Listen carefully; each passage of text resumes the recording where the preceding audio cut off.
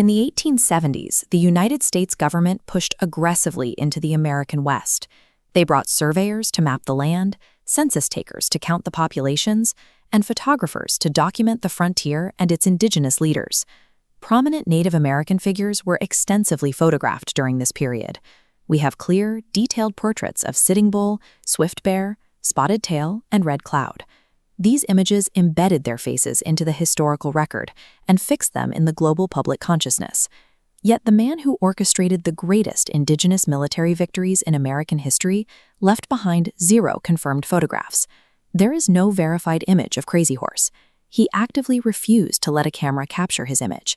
He avoided the glass plates and lenses of the era, rejecting the encroaching American empire's attempt to categorize, index, and commodify him. Popular culture often dresses 19th-century Plains warriors in heavy beads, elaborate face paint, and massive eagle feather war bonnets. The reality of Crazy Horse was starkly minimalist. We know what he looked like through the detailed eyewitness accounts of close peers like Hornchips and He-Dog. They described a man of medium build with surprisingly light, sandy hair and a sharp, straight nose, who rode into battle wearing a single feather. His face carried a distinct, severe scar. Years earlier, a rival named No Water fired a bullet directly into Crazy Horse's face. The shot fractured his upper jaw and exited near the base of his skull, leaving the left side of his mouth with a permanent, drawn, and fierce expression. Removing the layers of Hollywood mythology reveals a surprisingly unadorned presence. He chose to look exactly like the man described in his childhood vision, a modest figure who prioritized simplicity over the typical markers of status. As a boy, he experienced a defining vision quest. He foresaw a warrior riding unharmed through a storm of bullets. The prophecy carried strict rules. He would remain untouched in battle as long as he dressed modestly, took no enemy scalps, and was never held back by his own people. This spiritual grounding translated into cold, devastating military discipline. He did not charge blindly into gunfire. Instead, he calculated.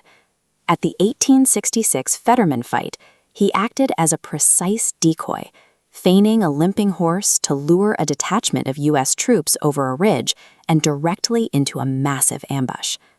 10 years later, at the Battle of the Rosebud, he faced a superior force of 1,000 cavalry and infantry under General George Crook. Crazy Horse coordinated a relentless 6-hour assault, stalemating Crook and forcing him to retreat, effectively preventing the general from reinforcing George Custer. 8 days later at the Little Bighorn, eyewitnesses described him darting fearlessly through the chaos of the battlefield. Dozens of soldiers fired at him, but true to the rules of his boyhood vision, he was never hit. The vision provided him with profound psychological armor, allowing him to observe the battlefield with absolute calm. He outmaneuvered the U.S. military because he operated as a brilliant, unpanicked tactician.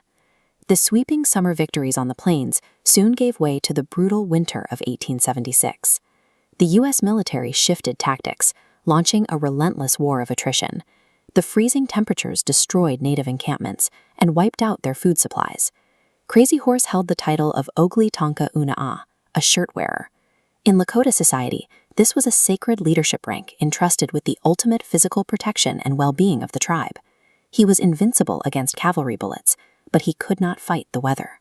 As his people began to freeze and starve, his strategy had to shift from battlefield defiance to a desperate bid for basic survival. In May 1877, he led nearly 900 of his exhausted, starving followers onto the parade grounds of Camp Robinson in Nebraska and surrendered. He traded his personal freedom and his unbroken record of resistance for rations and blankets, ensuring the physical survival of the Lakota people. Over the summer of 1877, life at the agency deteriorated. Translation errors distorted his words, rival chiefs grew jealous of the attention he received, and military commanders developed intense paranoia that he was planning to escape and resume the war. On the morning of September 5th, the military ordered his arrest. Officers escorted him to the Fort Robinson guardhouse under the pretense of a council meeting. Stepping through the door, he saw the iron bars and realized it was a prison. He immediately drew a knife and began a violent, frantic struggle against the guards to break free into the dusk. In the chaos, a fellow tribesman named Little Bighorn grabbed Crazy Horse's arms and pinned them back. The final, dark warning of his childhood vision, that he would only fall if held back by his own people, was fulfilled. A soldier lunged forward, striking him deeply in the side with a bayonet. The United States Army could only kill their greatest military adversary when he was disarmed, contained within wooden walls, and physically restrained by his own people. He died late that night. In the aftermath, the military recorded a quiet admission. He had surrendered, but he was never captured, and he was never defeated in battle.